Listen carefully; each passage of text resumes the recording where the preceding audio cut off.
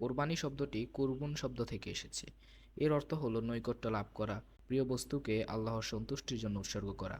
শরীয়তের পরিভাষায় নির্দিষ্ট জন্তুকে একমাত্র আল্লাহ পাকের নৈকট্য সন্তুষ্টি পাওয়ার উদ্দেশ্যে নির্দিষ্ট সময়ে নির্ধারিত নিয়মে মহান আল্লাহ পাকের নামে জবাই করাই হলো কোরবানি। আল্লাহ পাক রব্বুল আলামিন সূরাতুল হজের ৩৭ নম্বর আয়াতের মধ্যে ইরশাদ করছেন, লা ইয়ানালাল্লাহা লাহুমুহা ওয়ালা দিমাউহা ওয়ালাকিন ইয়ানালুহুত তাকওয়া মিনকুম। আল্লাহর কাছে কোরবানির গরুর গোশত রক্ত পৌঁছে না, বরং তোমাদের অন্তরে তাকওয়া পৌঁছে। রাসূলুল্লাহ সাল্লাল্লাহু আলাইহি ওয়াসাল্লাম হাদিসে মুবারকে বলেন, কোরবানির দিন পশু কোরবানির চাইতে আল্লাহর কাছে অধিক প্রিয় আর কোনো আমল নেই। কিয়ামতের দিন জবাই করা পশুকে তার শিং ও খুর সহ হাজির করা হবে। কোরবানির জন্তুর রক্ত জমিনে পড়ার আগেই তা আল্লাহর কাছে কবুল হয়ে যায়। সুতরাং তোমরা খোলা মনে এবং সন্তুষ্টি চিত্তে কোরবানি করো। কোরবানির ফজিলত। হাদিসে ইরশাদ হয়েছে, হযরত যায়েদ ইবনে আকরাম বলেন, সাহাবায়ে কেরাম নবীজি সাল্লাল্লাহু আলাইহি ওয়াসাল্লামের কাছে জিজ্ঞাসা করেন, কোরবানি কি? নবীজি সাল্লাল্লাহু আলাইহি ওয়াসাল্লাম বলেন, কোরবানি হলো তোমাদের পিতা হযরত ইব্রাহিম আলাইহিস সালামের সুন্নত। তারা আবার প্রশ্ন করলেন, এতে আমাদের সওয়াব কি?